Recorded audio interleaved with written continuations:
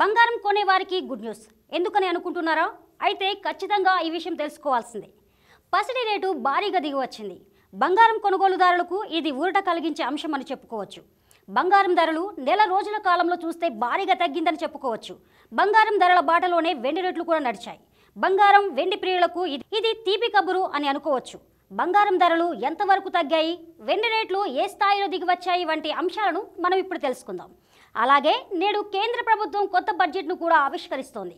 హైదరాబాద్ మార్కెట్లో బంగారం ధరలు ఫిబ్రవరి 1న 63,270 వద్ద ఉంది. 10 గ్రాముల 24 క్యారెట్ల బంగారానికి ఈ రేటు వర్తిస్తుంది. ఈ గోల్డ్ రేటు గత 2 రోజులుగా నిలకడగానే ఉంటూ వస్తుంది. ఇక 22 క్యారెట్ల ఆర్నమెంటల్ గోల్డ్ రేటు విషయానికి వస్తే ఈ పసిడి రేటు కూడా 2 రోజులుగా స్థిరంగానే ఉంటూ వస్తుంది. 58,000 వద్ద ఉంది. 10 గ్రాములకు ఈ రేటు వర్తిస్తుంది. అయితే 24 క్యారెట్ల బంగారం ధరలు నెల రోజుల కిందట అంటే జనవరి 2న 64,090 రూపాయల వద్ద ఉంది. అంటే అప్పటి నుంచి చూస్తే బంగారం ధరలు 800 రూపాయల వరకు పడిపోయిందని చెప్పుకోవచ్చు. ఇక 22 క్యారెట్ల బంగారం ధరను గమనిస్తే ఈ గోల్డ్ రేటు నెల రోజుల కిందట 58,750 వద్ద ఉంది. ఇప్పుడు పసిడి రేటు 58,000 వద్ద ఉంది. అంటే ఈ గోల్డ్ రేటు 750 రూపాయల మేర పతనమైందని చెప్పుకోవచ్చు.